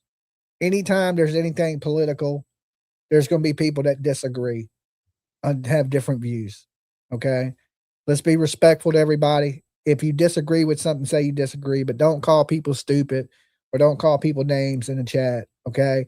I don't want to have to block you or anything like that. Just be respectful. We're all adults. Just be like, hey, I disagree with that. This is why. Don't be like, hey, you're stupid or calling each other names. We're all adults here. So please act like adults. All right? No, keep it classy and not trashy. That's all I'm saying. I want to speak to President Trump. I want to speak to allies. As I say, I can be absolutely clear that we were not involved. In a tweet, Anthony Albanese said Australia urges parties to support dialogue and diplomacy.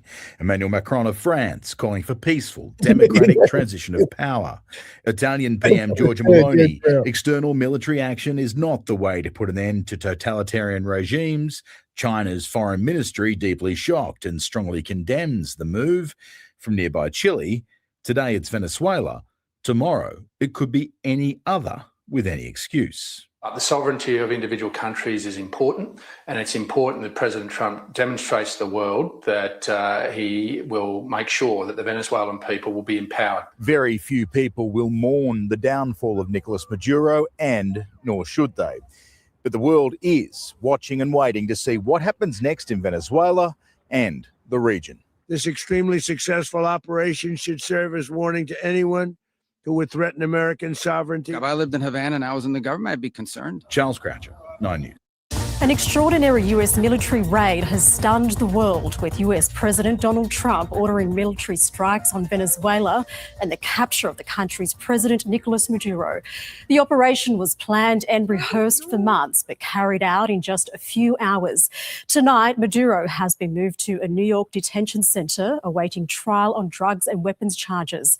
There's been shock and condemnation from around the world, but on the streets, some Venezuelans are celebrating the end of the Maduro regime.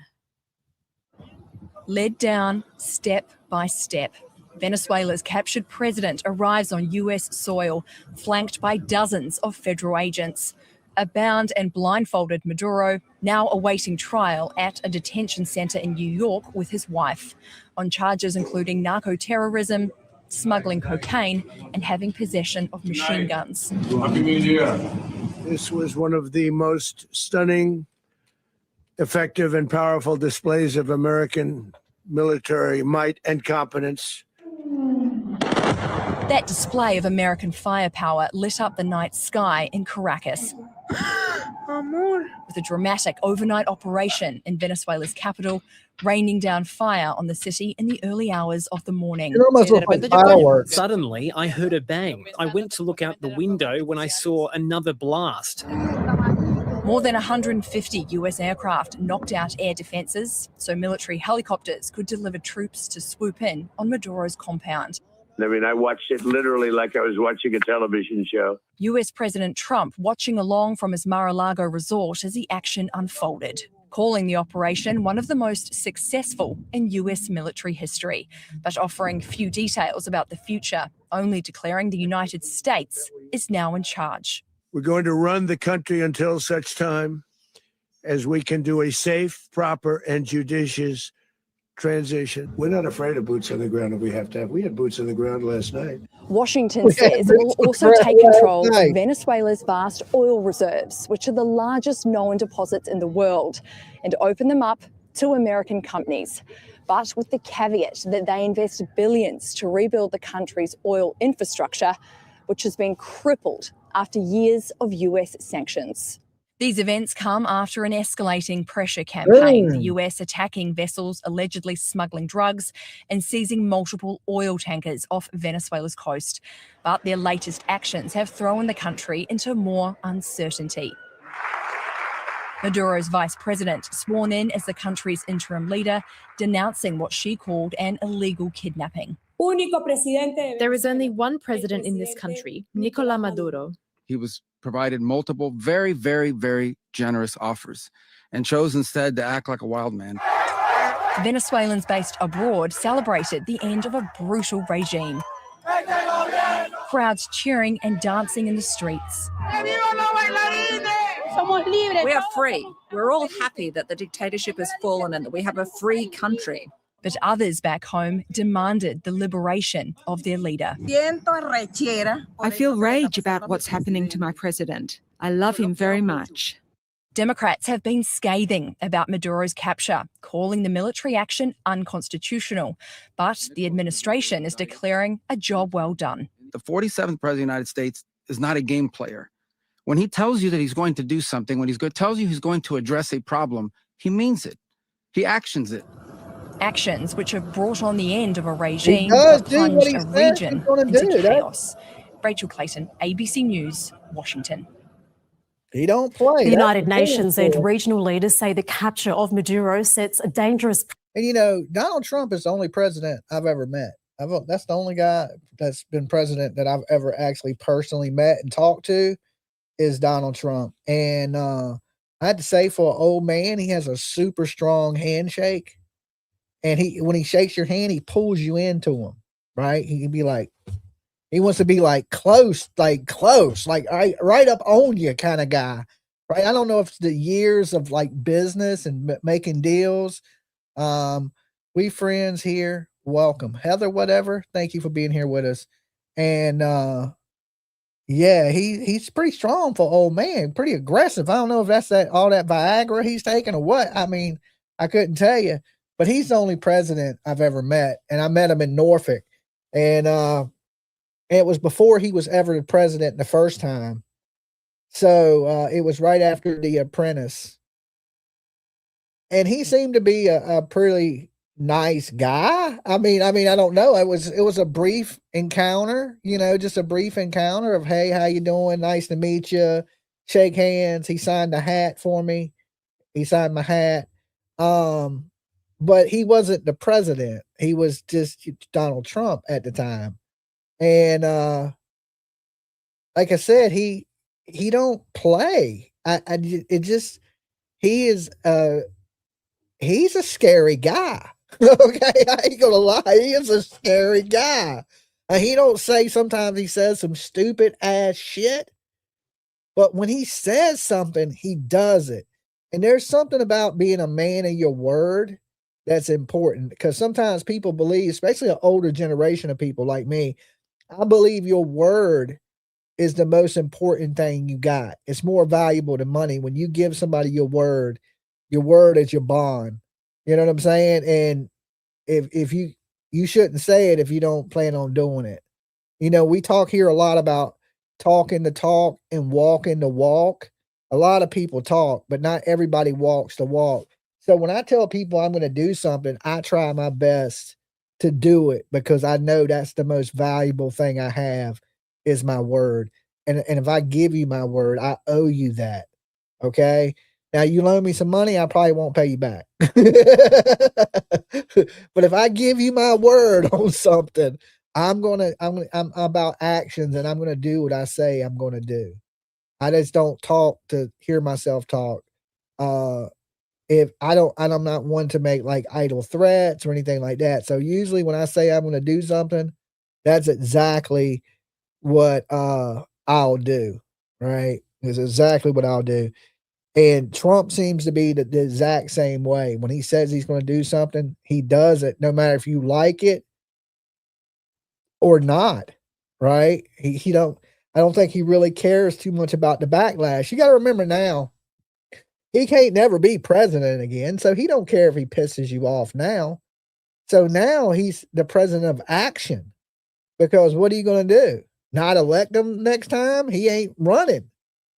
So he don't have that worry about having to be the president again if he upsets you with what he does. He just does it. And we have to this is the thing.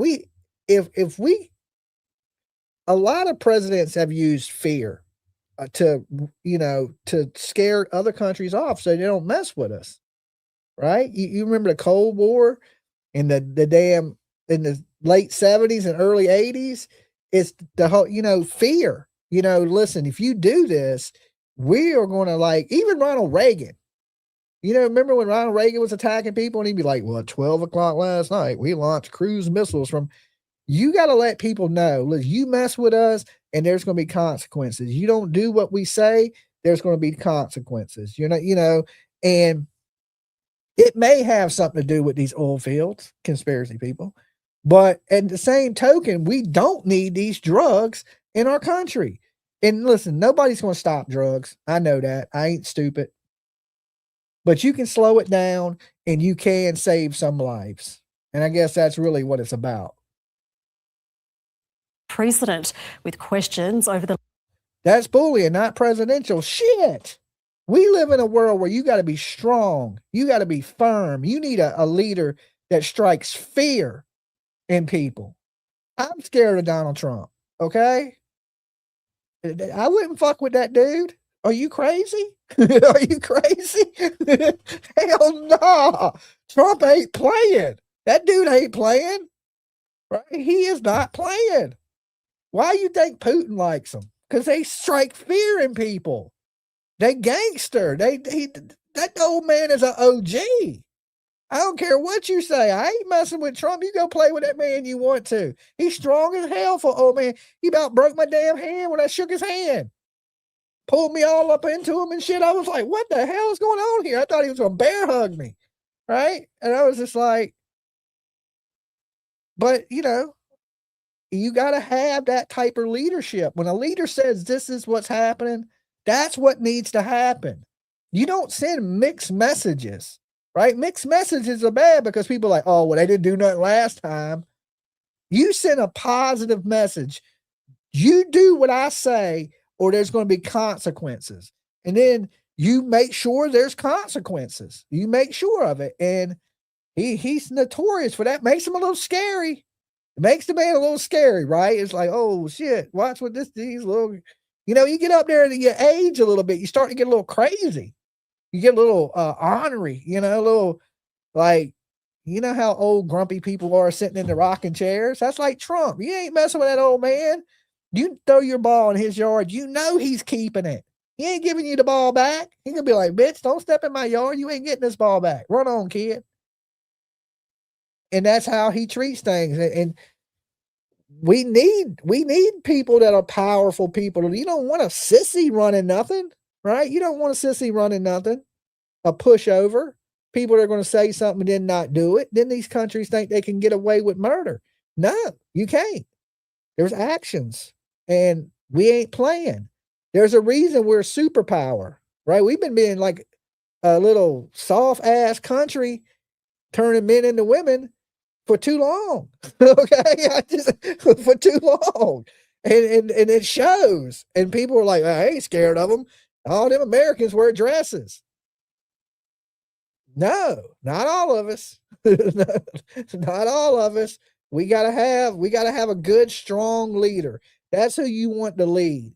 If we had to pick a leader right now, we're gonna pick the strongest, baddest ass person we can pick to run the pack. That's just the way it is. That's how it's the pecking order. It's just human instinct. The biggest, baddest runs the show.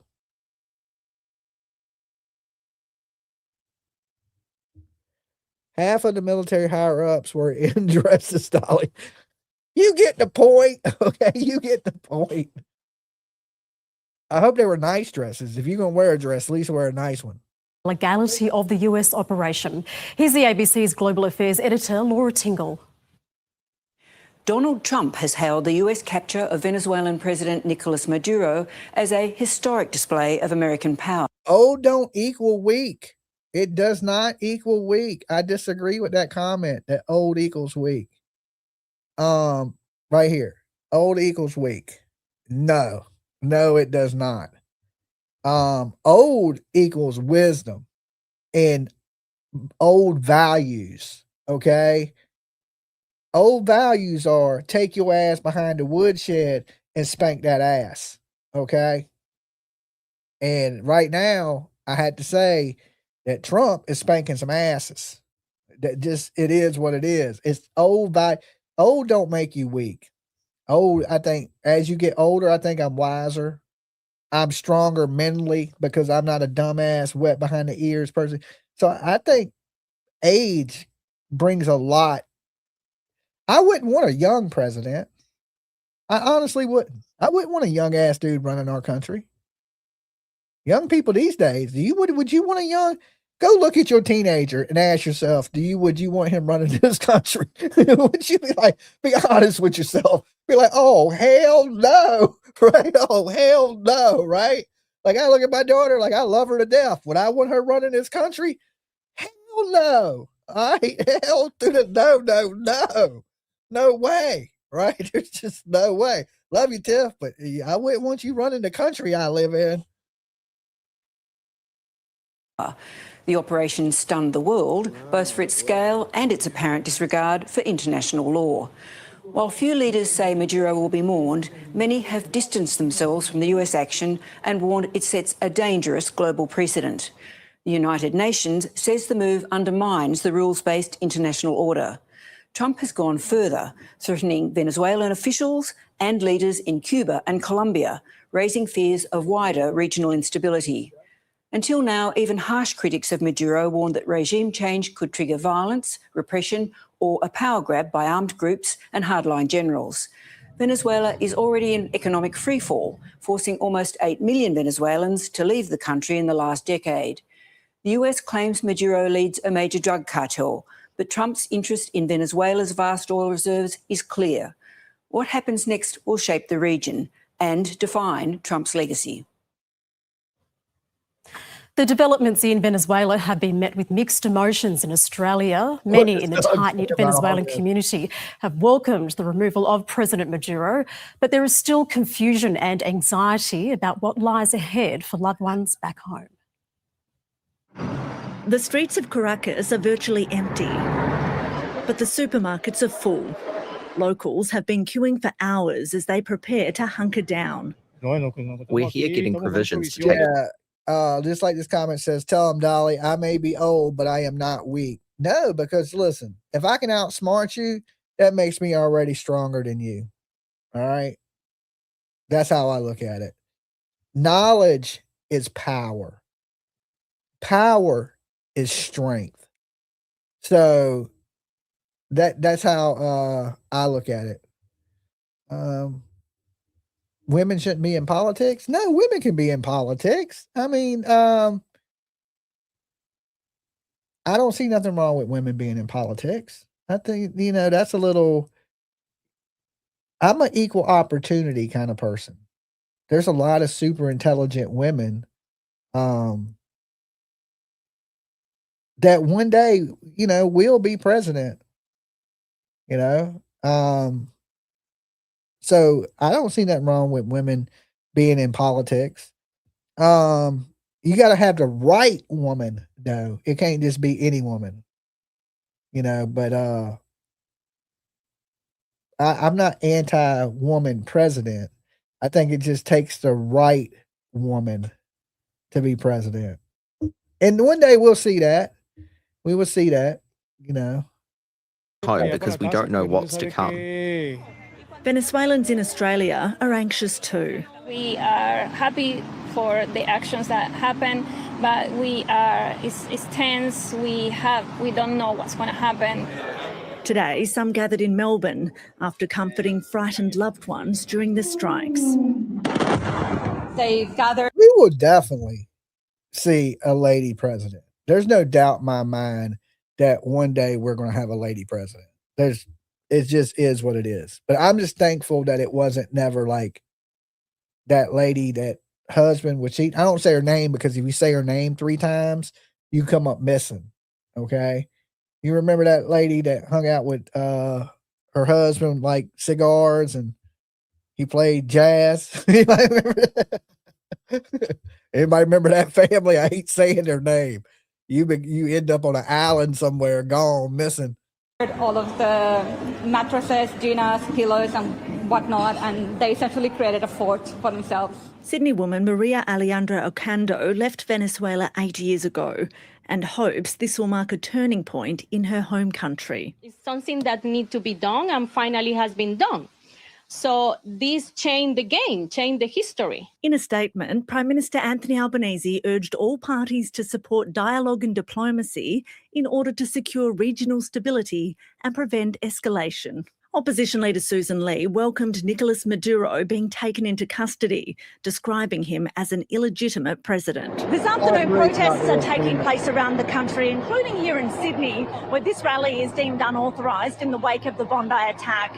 Protesters are condemning the actions by the US and they're calling for the Australian government to distance itself from the Trump administration. Well, we know we ain't going to see a woman president for at least the next 10 years, okay? You got to figure, we got a couple more years of Trump, and then we got 8 years of J.D. Vance. And then after that, I think it may be open for grabs, but we don't know the landscape of the country by then. But I think for sure, if I'm just guessing, J.D. Vance is your next president. All right. There's probably no ifs, ands, or buts, unless dead people from Mars vote this time. I don't know. I just see J.D. Vance sweeping it, but that's just my opinion.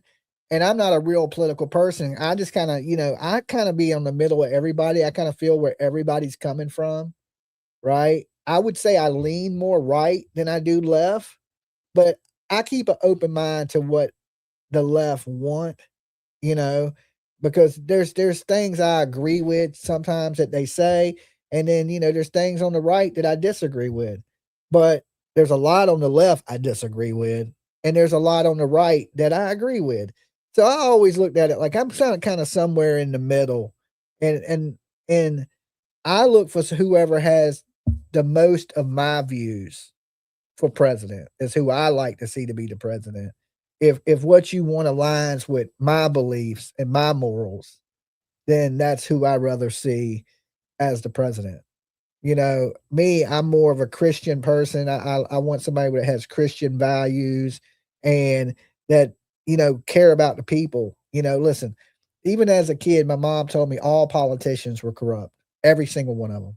If you in politics, you're a crook. And then I was like, well, Mom, if that's the case, how do you know who to vote for? She told me, this is what she told me. And I've always stuck to this. You vote for the least crooked. Okay? The least crooked. Either way you look at it, you voting for a crook, right? But you vote for the one that's the least corrupt. And that's crazy to say that, but I've always held on to that as a kid, that, you know, it's the same goat with two horns.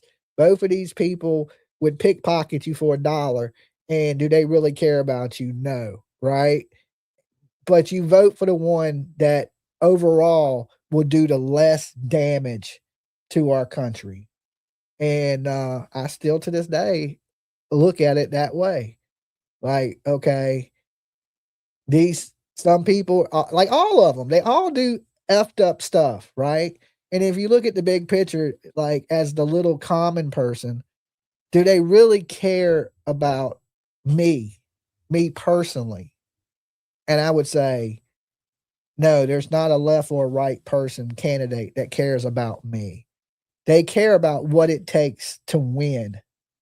And a lot of times that leaves little old me, you know, caught in the crossfire of it. Of like, I just want good for my fellow man. And I wish there was a different, you know, a third party or something, somebody else that a common man could be the president of our country. A good person could be a president, and it's just never that. It's always been crooks and criminals. Maybe George Washington was a good dude. I mean, I don't know. Somebody might be like, nah, Dolly, he wasn't even a good dude. I'm just saying all of them bad. And, you know, where does that leave us? The common person, you know? But in Adelaide, there were messages of thanks for the US president. Many who once lived in fear say they now live in hope. Fiona Willan, ABC News.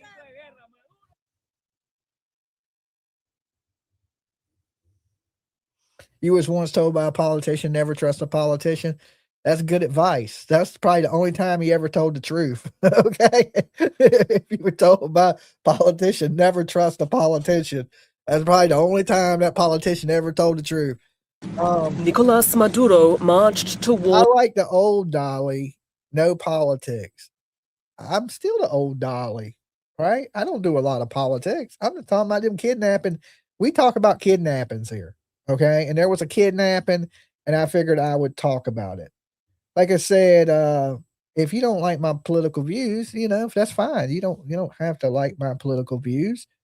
People, I'm an adult. We just disagree on things. Like there's things that, you know, I don't like, and politics tends to divide people. And I don't like to divide people. I like to bring people together.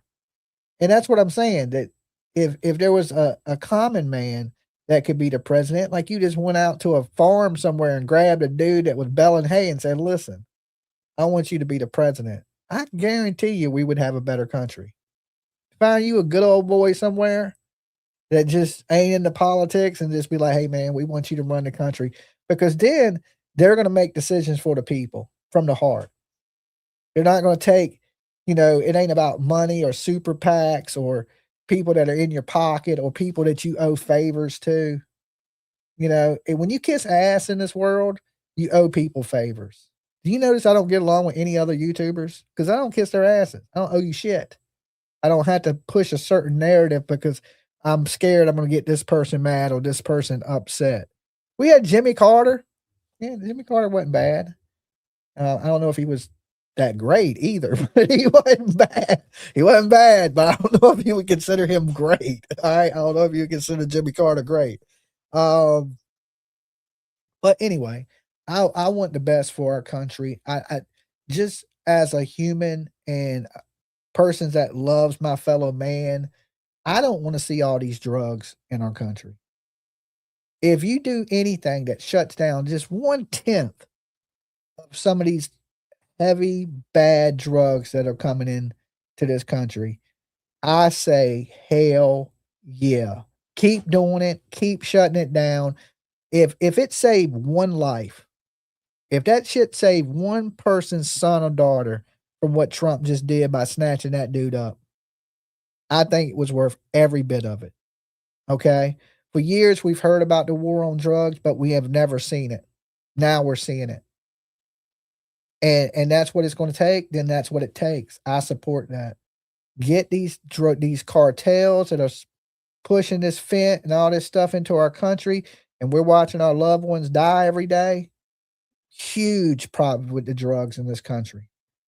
If, like I said, if you could just stop a little tiny bit of it, if you save 10 lives, to me, do what you got to do. Drop as many carpet bombs as you want to drop. And I'm going to be like, go America, because nobody deserves to lose their son or their daughter to the war on drugs. They just don't.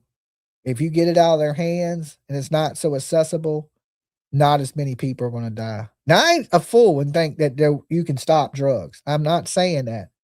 I'm just saying, let's slow it down some. Let's save some lives.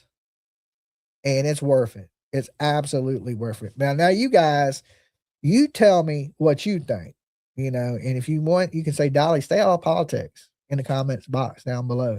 Because usually we're doing true crime here. But we're opening the doors for other things here too in 2026. Sometimes there ain't super big cases to talk about, and sometimes there is. So sometimes I need to fill in that blank with content. So today was the kidnapping of the president of Venezuela. But I'll be back later to discuss some true crime, to go over, some of the things we commonly go over here, some of the stories and some of the updates, some of the news and rumors. It's not a lot. There's really not a lot out there. And, but we like to keep awareness in the spotlight. So I'll be back today with, your typical Dolly Vision show. This is a little untypical of me to come up here in the morning and talk about, foreign affairs in our country when I'm not the most political person. Like, I didn't even know Venezuela had that much oil. Okay. But you learn something. So together we learn. Y'all educated me a little bit today on, it was Argentina that Hitler went to and that Venezuela has a big ass supply of oil. Okay.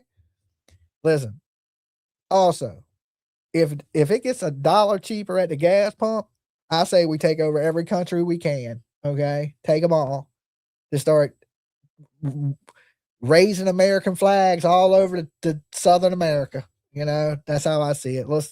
I better save some money at the gas pump though. That's just my thought. So look, I will see you guys later today I'm going to take about an hour break. So around 1:30, about an hour and a half. I got a bunch of stuff that I got to handle. And then after I do that, I will be back to go over some true crime stuff with you. So if you're brand new here and you're watching for the first time, sub up, ring the bell for notifications, help us on that journey to hit 100,000. That is our goal this year. Thank you for the people that did donate to my Give, Send, Go today.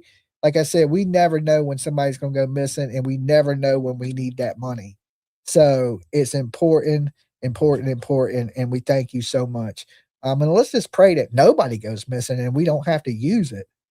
That would be great too. Like if we don't have to use it and nobody goes missing, but it's every couple weeks, it's something horrible. Judge Judy for president. I don't know about all that. Our governor in Michigan just raised our gas 53 cents a gallon. Wow. All right. I thought it was free now that we own Venezuela. But I could be wrong. All right, guys. Y'all be good. Stay safe. Dolly loves you. Peace.